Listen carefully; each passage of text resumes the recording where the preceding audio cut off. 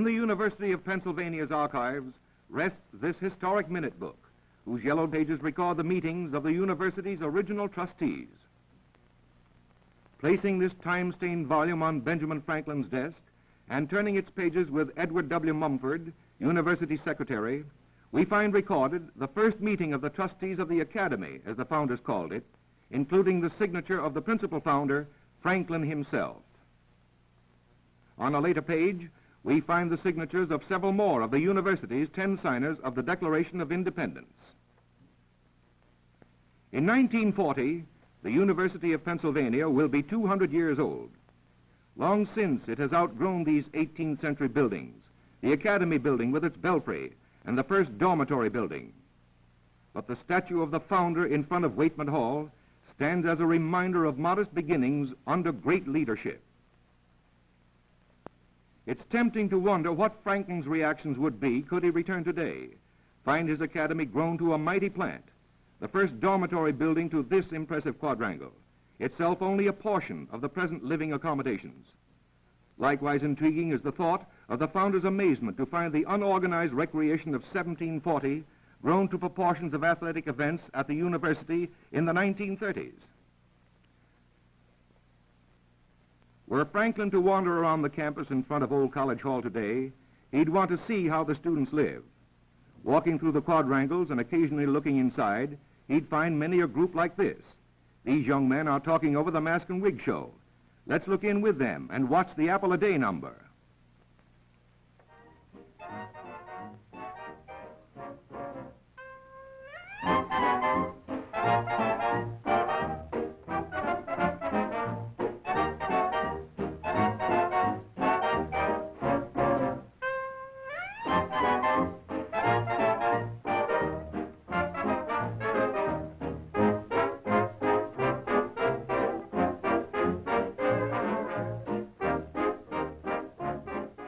Here's another kind of stepping, as the varsity backfield practices broken field running.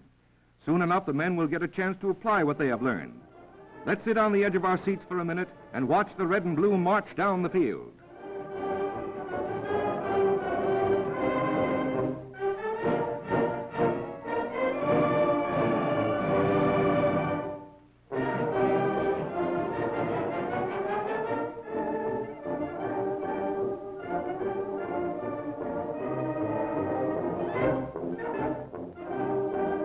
He's over again, and Pennsylvania chalks up another victory, while in the watching stands, thousands of tense onlookers are thrilled.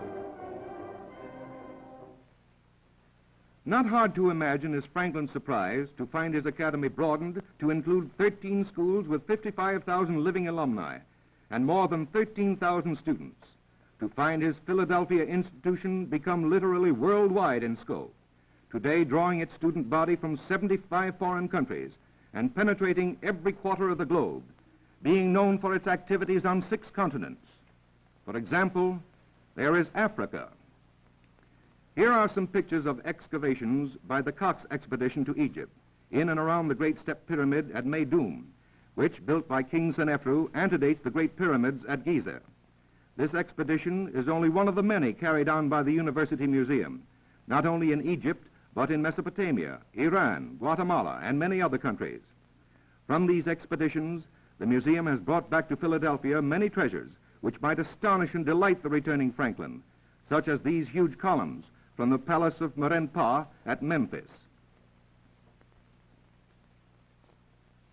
From the African sculpture shown us by Horace Jane, director of the museum, it's a long step to the classic dignity of these Greek and Roman models in the School of Fine Arts. But here, too, as at the museum, students learn many lessons from the examples of past ages, and thereby they are enabled to meet more adequately the artistic and architectural needs of the present day. Here in the minute book, dated 1765, is the appointment of John Morgan as Professor of Medicine, the beginning of America's first school of medicine. Pennsylvania's medical record: first Anatomical and Biological Research Institute, first University Teaching Hospital, first Department of Research in Medical Physics, hospitals and clinics which today accommodate a total of 119,000 visits annually, day after day, month after month, year after year. Typical is the activity of dental clinics, which work to stamp out disease and suffering at a potent contributory source, and which help the dental school of which they are a part to fulfill the highest requirements of dental education. Suffering, as the university realizes, is not confined to human beings. Animals as well benefit by the university's medical facilities. The School of Veterinary Medicine takes care of such cases, both giving effective treatment and training young men to administer it. This is a scientific age, and the university has contributed much both to the teaching and to the advancement of science. Such was the work of the late great Edgar Farr Smith on tungsten. Today, through the Town Scientific School, the Moore School of Electrical Engineering, and the various scientific departments, the university is carrying on in this tradition. Many an alumnus will recall watching experiments like this in the old Harrison Laboratory, still in service but now inadequate, which the university, in honor of its bicentennial, plans to replace with a modern building.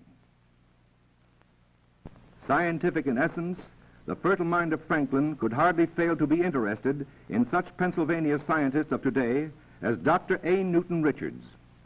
Standing by is his assistant, Dr. Carl F. Schmidt. Dr. Richards' researches on the kidney have won wide recognition and acclaim. A laboratory of a different kind at Pennsylvania is the Wharton School, a veritable laboratory of human affairs, making profound contributions to knowledge of economic issues. Surely the practical-minded Franklin would have applauded Joseph Wharton for founding the first university school of business. If Franklin visited the university on a spring afternoon, he could find a group of yearling oarsmen learning the ropes on the Schuylkill. Practice in the barge develops stamina and endurance. Late April, of course, brings the Penn Relays. Probably no athletic event is more closely associated with Pennsylvania's name, and surely few are more exciting. Both recreational and educational are the university's plans for the development of its property at Valley Forge. Here, at one of America's national shrines, Pennsylvania plans as part of its bicentennial observance to develop a supplementary campus on an experimental educational basis, as well as to provide a recreational center for the entire student body. This farm once served as Lafayette's headquarters. Another arm of the university in the country is the Morris Arboretum, established by bequest of Miss Lydia T. Morris in 1933, and containing one of the finest collections of botanical specimens in the United States. Today it provides Pennsylvania's botany department with research facilities rivaled at few other universities. Here on the Declaration of Independence, there stands out prominently the signature of a man who delivered the first of a series of lectures on the law, while George Washington and members of his cabinet looked on. Thus, in 1790, James Wilson began Pennsylvania's great law school. This was a landmark in legal education in America. Establishment of a chair devoted solely to criminal law and its administration is another landmark toward which the university's bicentennial program looks. And the work at the school of former Dean Michael, outstanding authority on criminal law, has helped lay the groundwork for establishment of such a chair. Heart of any university, of course, is its library. Pennsylvania has notable collections, started by Franklin himself with these 2 volumes of Dr. Samuel Johnson's dictionary. Were Franklin to return today, we should show him the Henry Charles Lee Library of Medieval and Ecclesiastical History, housed in a reproduction of that scholar's own library. Here we come upon its curator, Pennsylvania's famed and beloved historian, Edward Potts Cheney. The Lee Library contains scores of ancient manuscripts of great value to scholars. Of equal interest would be the Furness Library, notable collection of Shakespearean literature given by his family in memory of the Shakespearean scholar Horace Howard Furness, editor of the New Variorum Shakespeare. Today, this collection is associated with the work of another great Shakespearean scholar, Felix Emmanuel Schelling.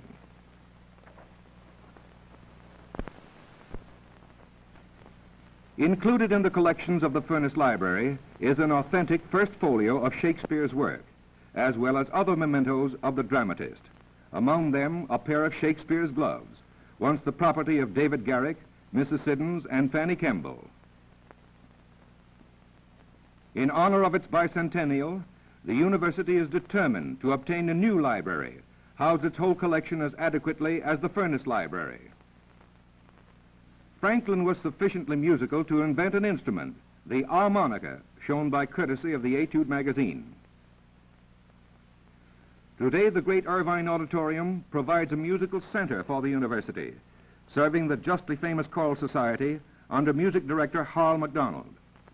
As our eyes follow the old Gothic patterns above the Curtis organ, we hear the strains of the Catalonian Mass in sole possession of the choral society, since the Montserrat Monastery in Spain, from which Professor Jean-Baptiste Bec obtained it, now lies in ruins.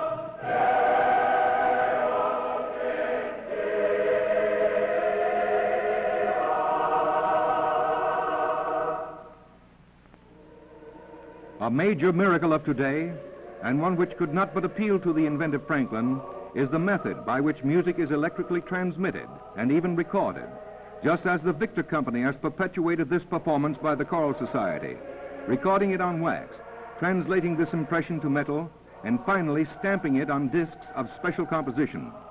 Likewise amazing and pleasing to the mind of Franklin would be the development of the motion picture.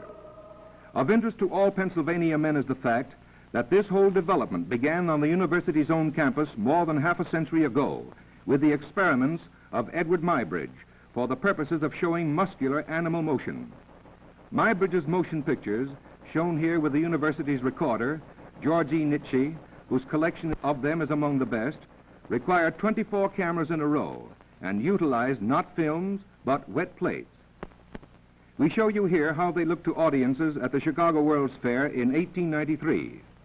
This is the first time these pictures have been projected through modern apparatus on the motion picture screen.